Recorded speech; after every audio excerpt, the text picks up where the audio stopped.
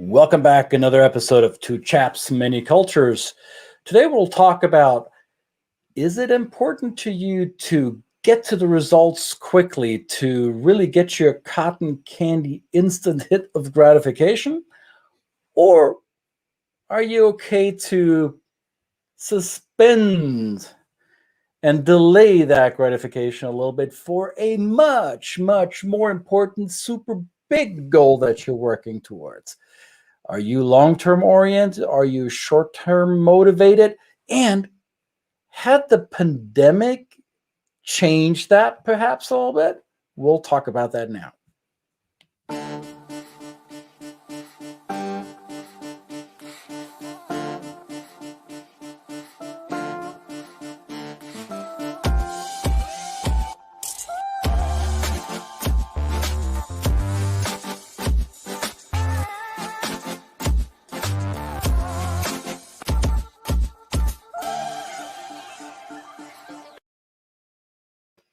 Man, it almost feel like I haven't spoken English all day. I hated when that happened. Had the pandemic, come on, get your tenses right, dude. Did the pandemic change how you? See, this is what happens when you let a non-native speaker do this stuff. It's all your fault, Brad. You should have never allowed me to do this. Well, I knew you were in the moment and you were thinking about short term, so I thought just going to let you go with it, buddy. How are you, mate? Good to see you. I'm doing excellent. How are you doing? I'm doing fantastic, and welcome out there in the video land. What is that what we call it? Video land? Across the world. Good morning. I don't know what you call it. You know, it used to be called television land. I know this is this doesn't really rate to the level of television, but this is the show, the #1 show on the planet about the business of culture and the culture of business. And we're back with another episode of Two Chaps, Many Cultures. Yeah, in the short term. But have you noticed this is episode 193? So we've been doing this for a long, long time. Absolutely. Yeah. It feels like yesterday. Feels like yesterday, really. Right. Which brings us to our topic of today, long and short-term thinking. And so I guess a lot of people do think about those in terms of the future, right?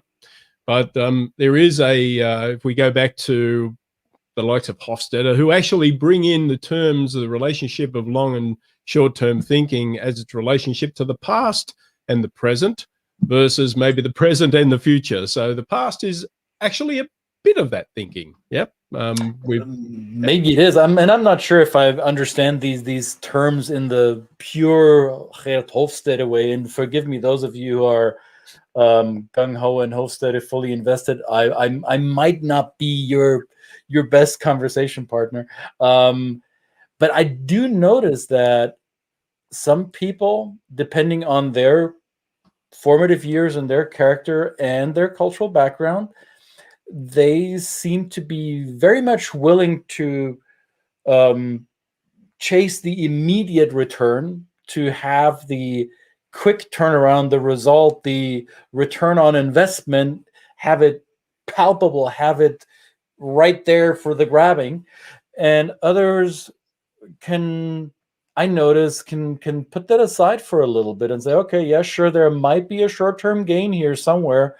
Not interested, because my goal is further down the line, and that's what I'm working towards. And this shiny object that may be a quick reward right now isn't going to get my attention. So I think, though, those are two approaches to problem solving, or to how we maybe even resolve conflict, or how we build relationships, right? Yeah. Well, I think this is interesting.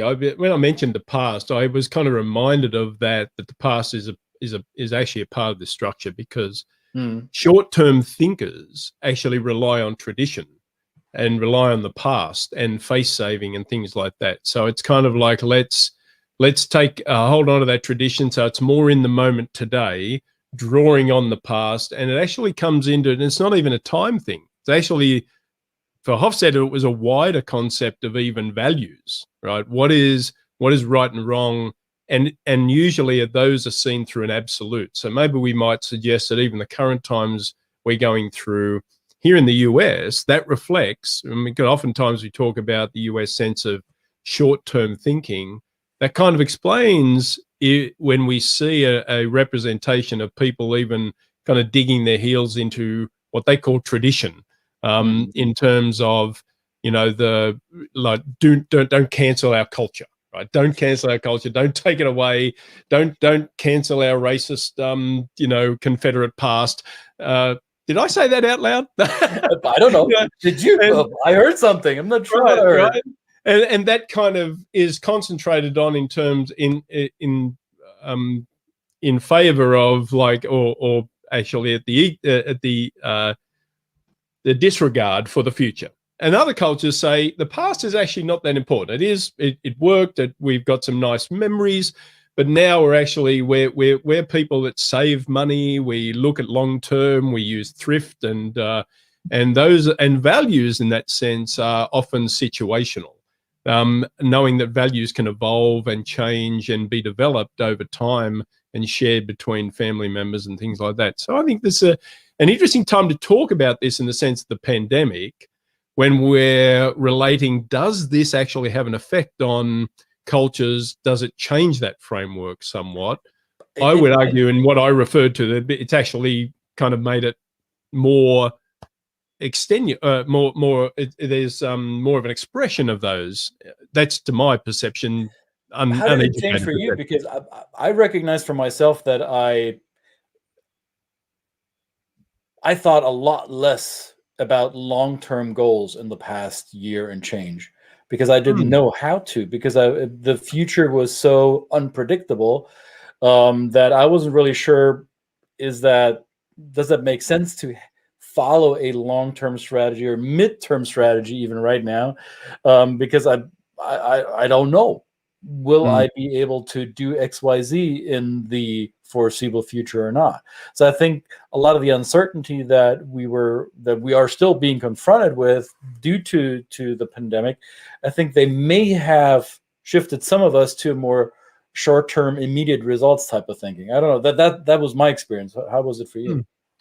Well, it was slightly different. You know, I kind of have come to a realization, and I mean, there's maybe other events outside of the pandemic that's made me think about this, is that now I'm in the situation where maybe I should probably think about the longer term future a little bit more. And a bit, you know, on the premise that maybe, you know, who knows what can happen tomorrow, right? And I've got children that are relying on me, and therefore I need to put something in place for them and things like that. And whether it's tomorrow, whether it's 5 years, you know, maybe some of that. So I don't know. I think it's a very situation nuanced thing. That's why we've kind of brought this topic up today. If you're listening across the world, and you know, so we'd love to hear yours. Yeah, we would love to hear your input on this. How do you interpret these two terms, short term versus long term? Because when you were talking about the classic cultural dimension of short term versus long term, I was reminded when I first studied it, I was like, I'm not sure if I get this, or I'm not sure if I agree with Höferle, and not that he asked for my agreement, but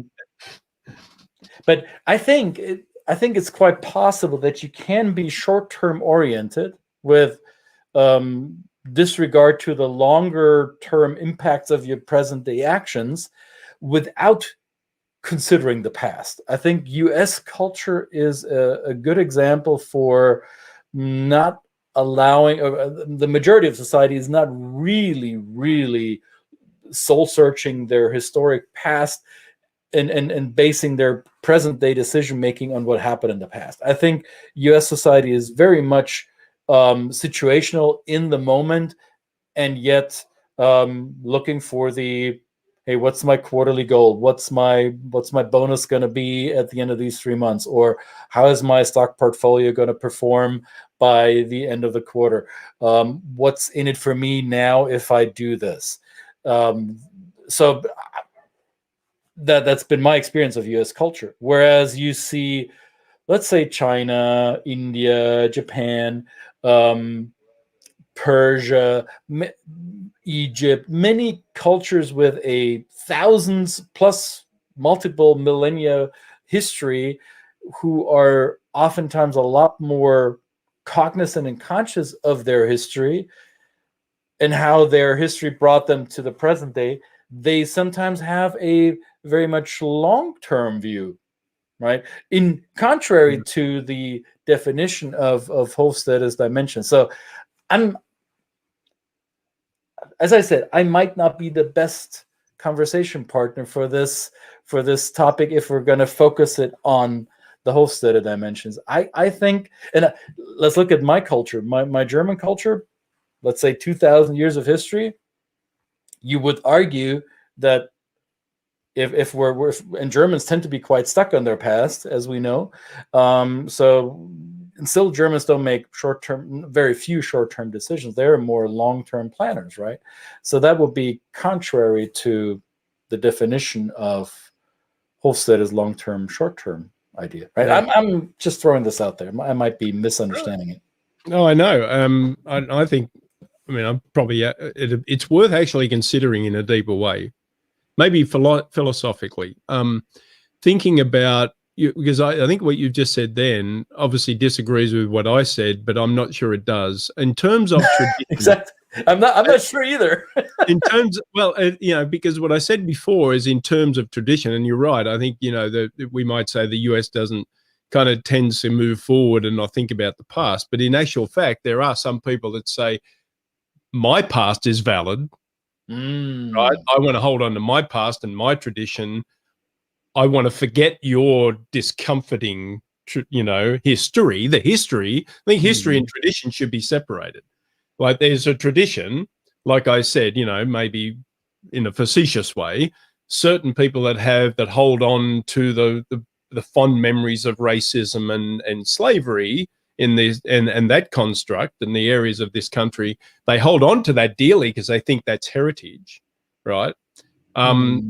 And they forget the hateful part of it. There's other, right. But that doesn't negate the history that a lot of Americans go, can't we just move forward, right? Can't we just move forward and forget about that? It's kind of very, you're just making a decision about interpreting the history through your own lens. Whereas, like you're right. I mean, I love China. You go to China, pretty much every Chinese person has a good fondness for the traditions and the history of China over its multi-millennium history and the traditions and the ongoing practices that has brought about in the culture.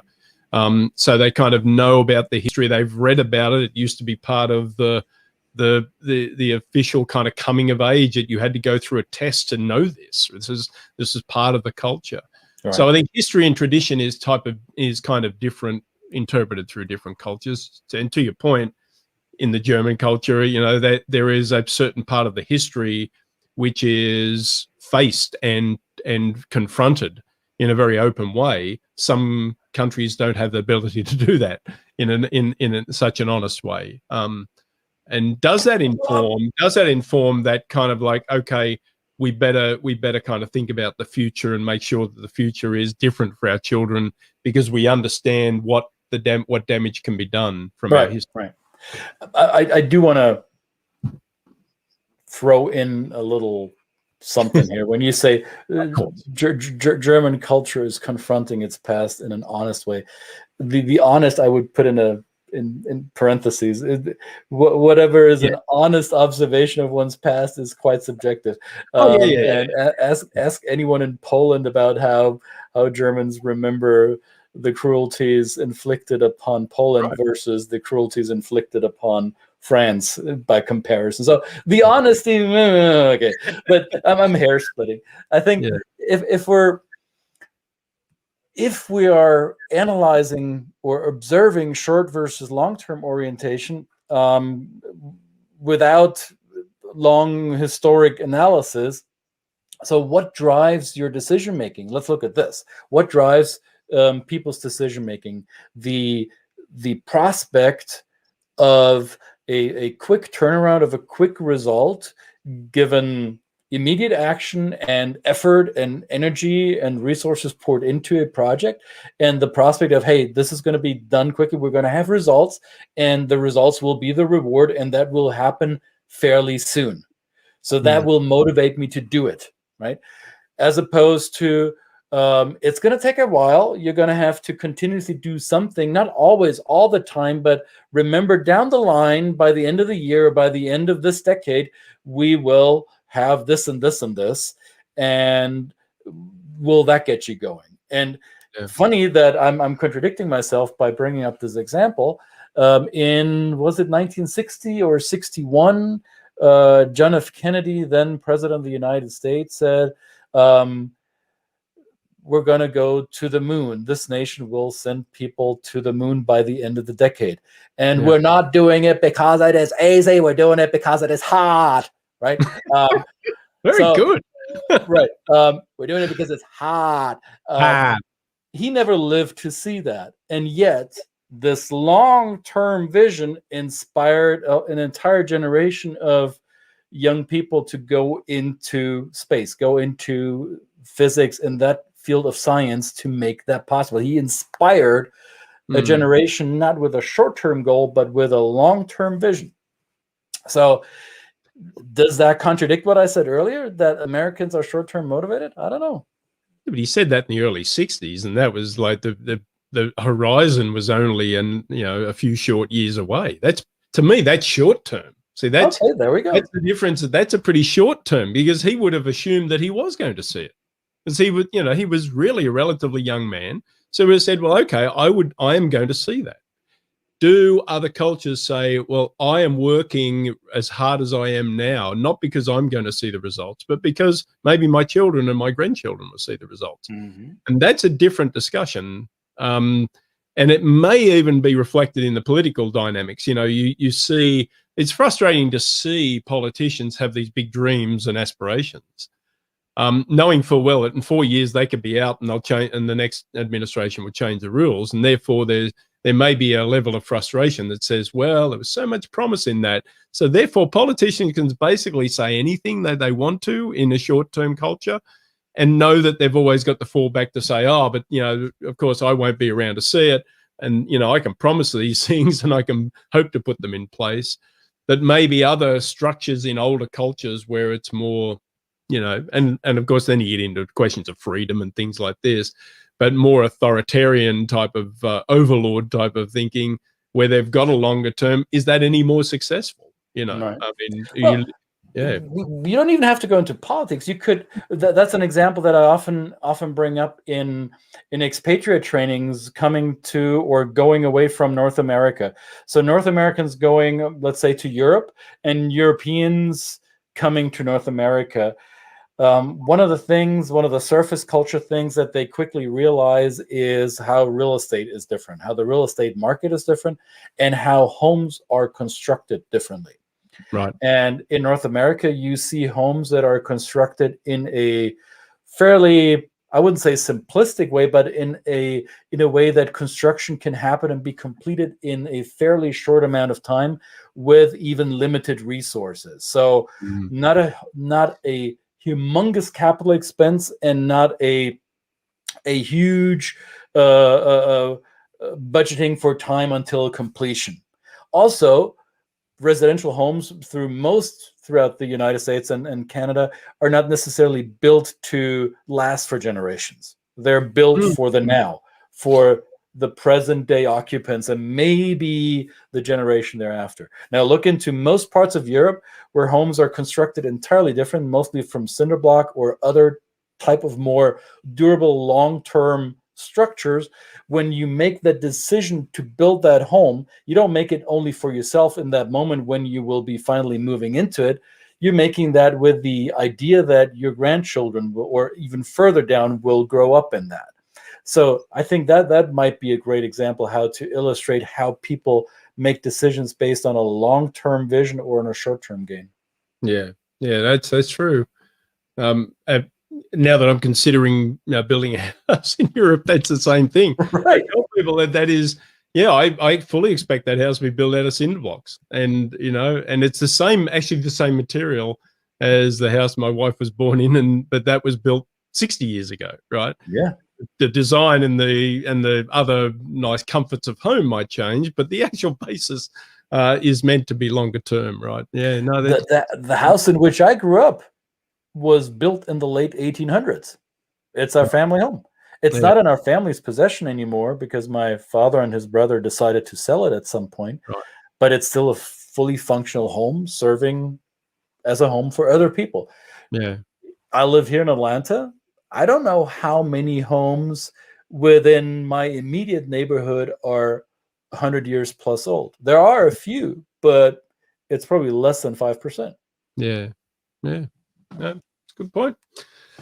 Yes. And well, I often think about the buildings here. There's some great architecture here in the US, and people are kind of contemplating tearing it down. They go, well, why would you do that? You know, and they've 25 years, whereas other cultures are like hundreds of years. These things are built, and there are structures that have been around for even longer than that. So, yeah. Well, a great discussion. I think this is a very good thing to consider. And there are many other people beside Hop. We just picked out. I threw in Hofstadter. I knew that would get your brain working and in the right way.